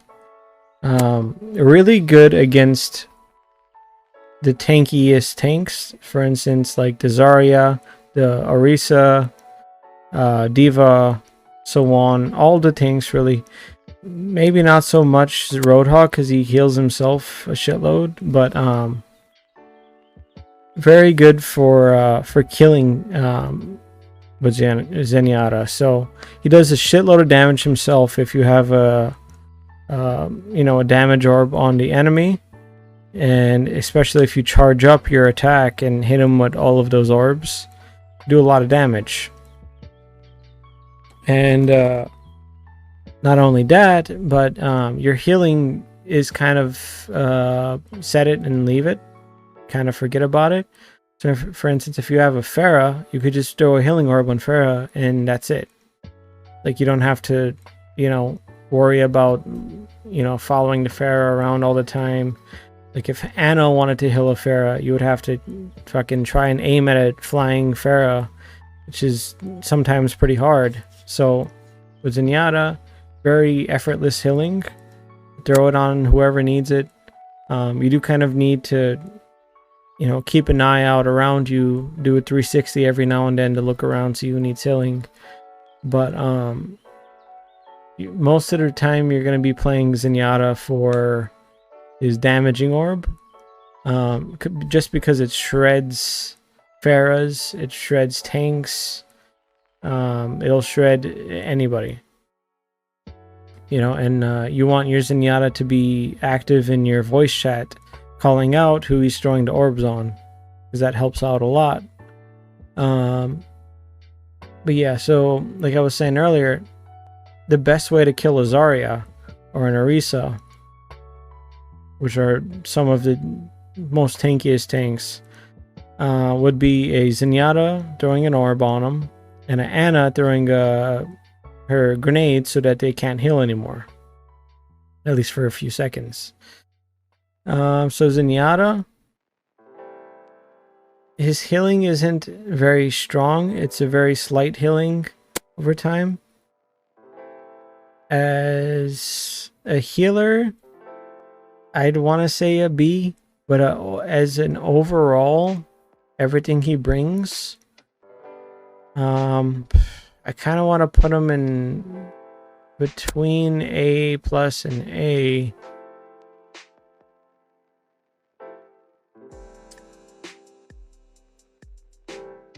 I think he goes in high A tier. Zenyatta, because a good Zenyatta could make the difference. Like, if you just have a Zenyatta on your team, not talking, nothing, no team playing at all, he's gonna be a C or B tier, Zenyatta. But in competitive, with a good Zenyatta, you know, on the mic telling you, hey, I got a disruption orb on the tank, I got one on Mercy, disruption orb on the soldier in the back. That's gonna help a lot getting your picks. Your whole team's gonna be playing off of that, off of his orbs, and it's gonna make a huge difference. You need more S? No, I don't. So yeah, mid or high A tier for Zenyatta. Next we have Ana. Now, similarly to Zenyatta, she's very good at killing tanks because, oh, not just tanks, but everyone, because she could stop them from getting healing, put them to sleep, and do a shit ton of damage too. Like, her sniper does a good amount of damage to enemies. It might take, you know, 2 or 3 shots or whatever, but if you have good aim, like if you watch some of the top tier Ana players, it's insane. Like, these guys are fucking hitting the craziest shots. Even if they're just healing their teammates, they're like whipping their mouse and just tapping their Pharah in the sky above them and just whipping around and healing everybody and throwing grenades, shooting sleeping darts. Like a good Ana. Yeah, there's a reason why Ana is, if you go to the ranking list, the top 500 like supports, Ana's in every one of them. She is the most played, one of the most played healers right now, and Ana belongs in very high A tier. Again, her healing, like in lower tiers, Ana's gonna be more like a B tier, but a good Ana makes all the difference. Like, it's insane if you just watch how people play this character in the higher ranks. It's amazing. Yeah, definitely high A tier, A plus tier, putting her way at the top of it, but still below Mercy, of course. Mercy is broken. So moving on, we have Moira. Very good DPS. Moira is more of a DPS than a healer, in my opinion. Kind of like how Brigitte is, but even a bit better, because she can deal. She has a lot more range than Brigitte, and pretty much better healing too. So overall, I would say she's a bit better. She's just not as tanky as Brigitte. So the difference between a low tier and a high tier Moira is very big. The low tier Moiras are easily killed. A very good Moira is going to be very hard to kill. She's going to be, you know, zooming out before you ever finish her off in the first place. And she's going to be in your back lines when she can't heal her teammates anymore. You know, she's used up all of her heal. She's going to be in your back lines killing your healers. And then she's going to zip back to her teammates and heal them all. So she's very good paired with a Mercy. It's because, well, she's MIA. Mercy's, you know, actually healing the team. And then she gets back after she does her kind of attacking and stuff. A good Moira is very helpful. She's also a great counter to an annoying Genji. An annoying Genji. I'm gonna put Moira at the bottom of A+. I think that feels about right. Yeah, that's good. Next up we got Lucio, one of my favorite healers. I love playing Lucio, especially on certain maps. So Lucio is going to be more of a situational character. What I hate is when people like one trick fucking Lucio on every map. That's not a thing. You can't play Lucio on every map. He is good for maps where you can knock your enemies off the map. Now, I will say that very high tier Lucios are amazingly accurate with his gun. Like amazingly, like just if you get 3 headshots, because he shoots in triple burst, 3 bursts.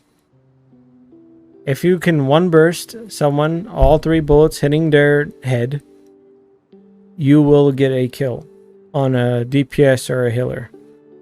3 headshots, one click of the trigger or the mouse or whatever. All headshots, dead. So she actually does really good damage. So as long as you're getting headshots. And a really high tier Lucio, I mean, I've played against them multiple times. You cannot touch them because they're jumping around everywhere. Really hard to shoot. Hard to kill, kind of always healing himself or speed boosting himself and just all over the place, contesting the point. Really annoying. He could be good on any map, but he's mostly useful on maps that he can knock you off a point. And the thing is, his healing isn't great. Because it is an AoE heal, but it's not a great AoE heal. You know, it does have a downside to him. So overall, I want to put Lucio in the A tier.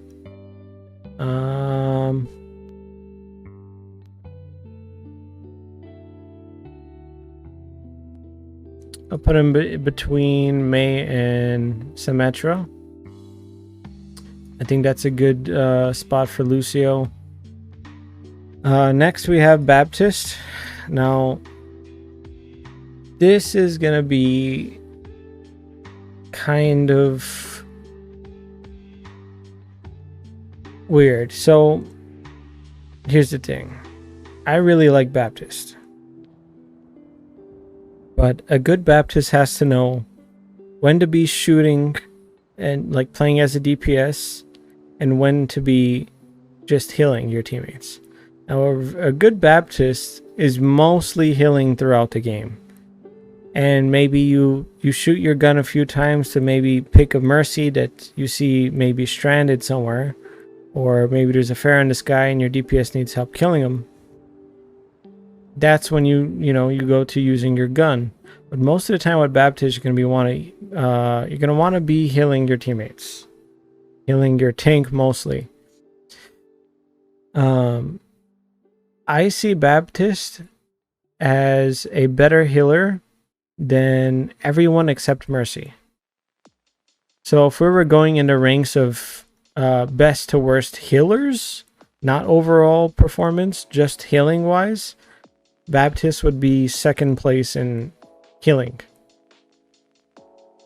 Just because he's able to spam his heal like so easily, and he's got an AoE of heal.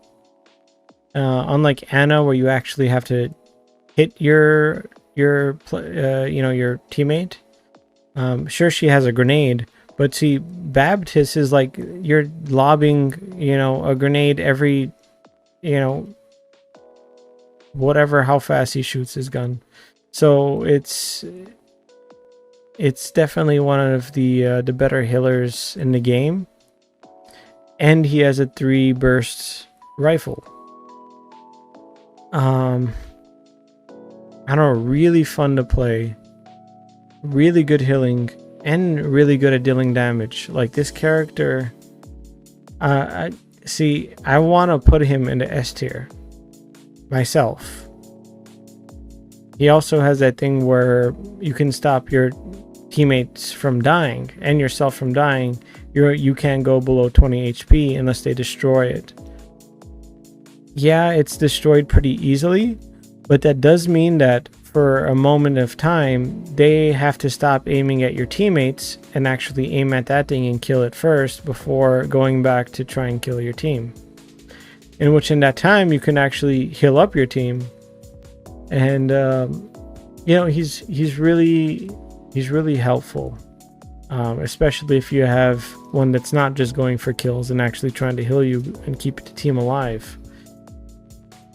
But I don't see him a lot in high tier competitive play.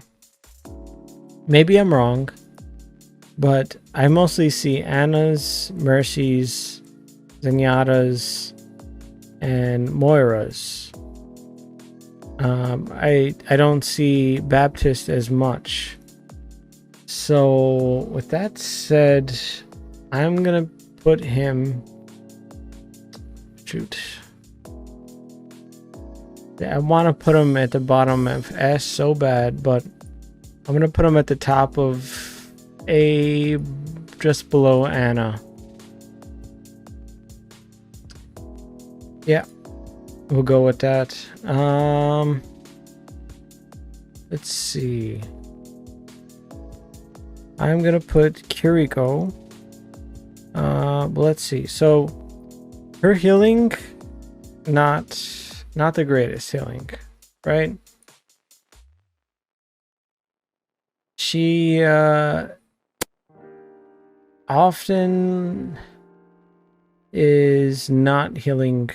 Like when I see Kiriko's on my team, I usually know I'm not going to get healed. They're trying to like dink heads, they're trying to get headshots and just go for kills, and it's usually just a really bad time. But I have played with Kiriko's who did actually heal and did a good job, but still it wouldn't be as good as if you had a Mercy or a Baptiste, Ana, so on. Even a Moira maybe could have healed more, but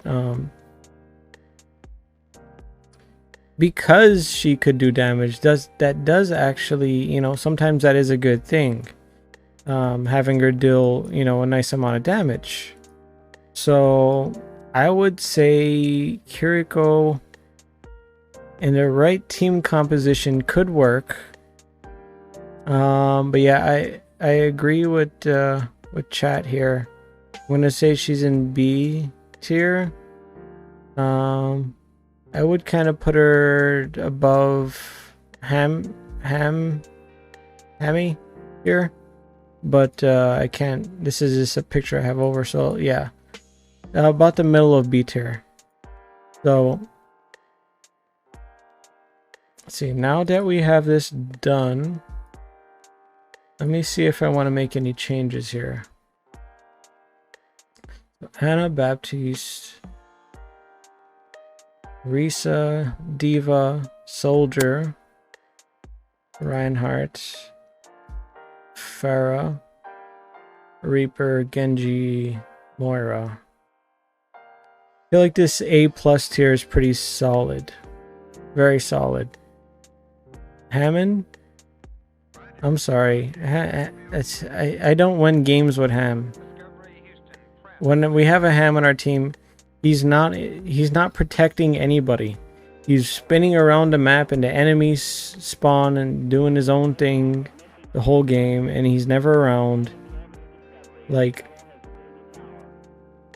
good job that you're, you know, in the back. Maybe you killed the enemy soldier, but meanwhile the whole other team is killing all of us. You're the only one left alive while you're spinning around in the air.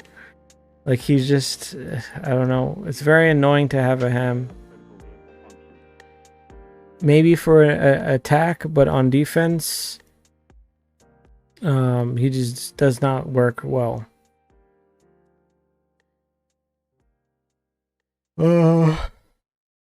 See.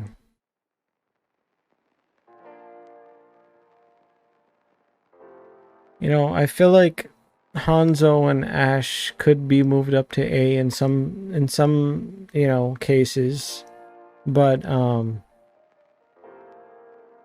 just thinking, you know, when you're in a competitive match and you have that one Hanzo on your team and he's just not, I feel like he's not doing shit, and he is getting kills, but like, you know, not really helping out the team much. Like, I don't know. I feel like Hanzo belongs here, but I think he could move up to like there. He's like the top, more toward the top of B. Say with Ashe. I think Ashe could be above Tracer and Sombra.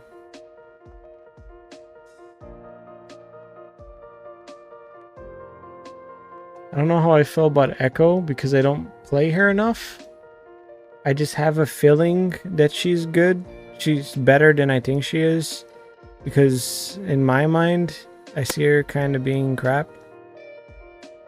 No, I'm not in Discord right now. Sigma's not bad. I feel weird about Roadhog being an A and not higher, but he really depends on team composition. Echo is the shit. Yeah, I don't know. I play her and I don't do, like, I don't like her very much, but I know she's really good. Hey, you think Hog is A+ too? I don't know. I think A+ is kind of crowded though with tanks. Like, there's a lot of tanks in A+.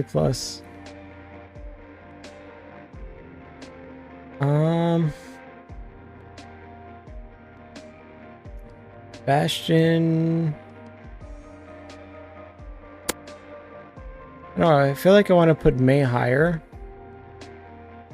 Like there. Yeah. Maybe Junkrat right above Mei.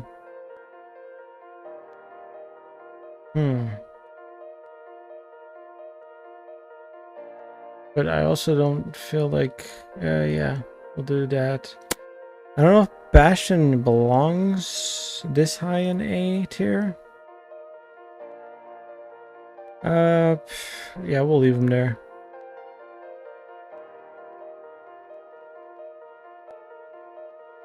Okay, well, I'm gonna say that is how I would do my tier list. If you disagree, that's completely fine.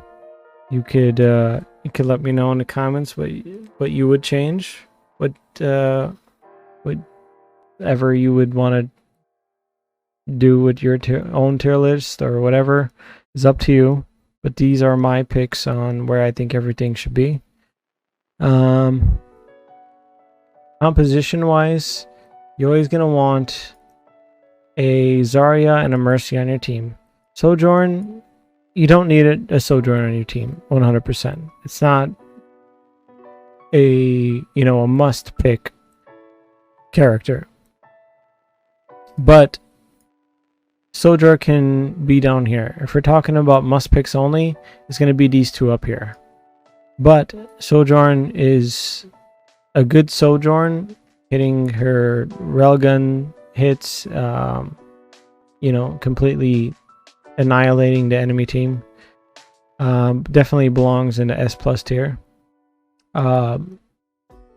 Anon Baptiste, very good for the second healer slot. I would definitely recommend one of them. Also, a Moira could work depending on how your enemy team looks. So if the enemy team, for instance, has like a Genji, then you're going to want a Moira versus if they have, let's say, a Pharah or a Mei or something like that, then you would want something more like a Baptiste.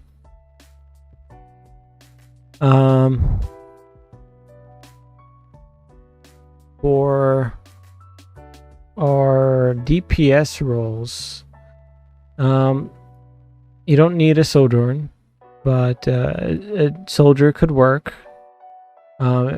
If you're having problem with enemy tank, Reaper is a good pick for taking out, you know, maybe a Winston, Roadhog. Really, most of these tanks, Reaper is a good choice.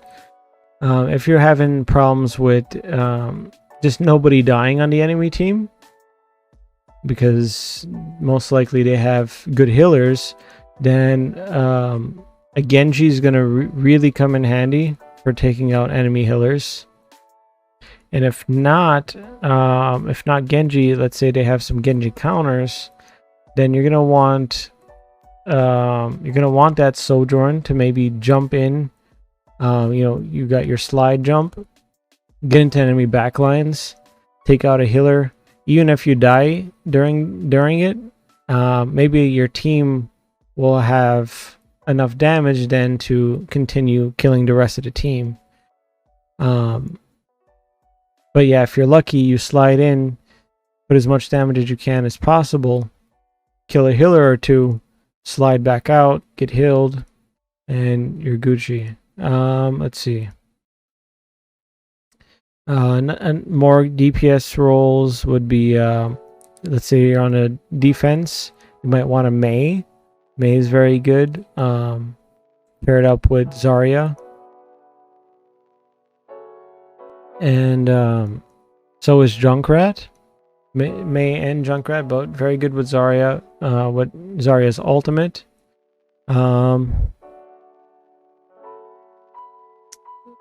Bastion depends on who the enemy tanks are, and overall just who they're playing. There's a Pharah. Bastion can be really good at, with taking the Pharah out, but also Pharah could also be very good at taking a Bastion out. So it's kind of 50-50 on who takes who out. Yeah, I would say for DPS roles, you would want to stick in the lines of this, which is from, let's say, from Mcree up to Sojourn for DPS roles, which is Mcree, Mei, Junkrat, Bastion, a Genji, Reaper, Pharah, Soldier, or Sojourn for your DPS characters. I would say that's pretty much a top tier, pretty top tier team composition. Dream team, I would say Zarya tank, your 2 DPS being let's say a Sojourn and a Reaper. Reaper could be changed out for a Mcree or a Soldier. If you're on defense, then even a Mei or a Junkrat for the more defensive lines. And then healer wise, a Mercy. And then for your second slot, Ana or a Baptiste are really good picks. And following that would be a Moira if your team needs more kind of disruption in DPS. Yeah, that's about it for our list maker. Team composition. Oh.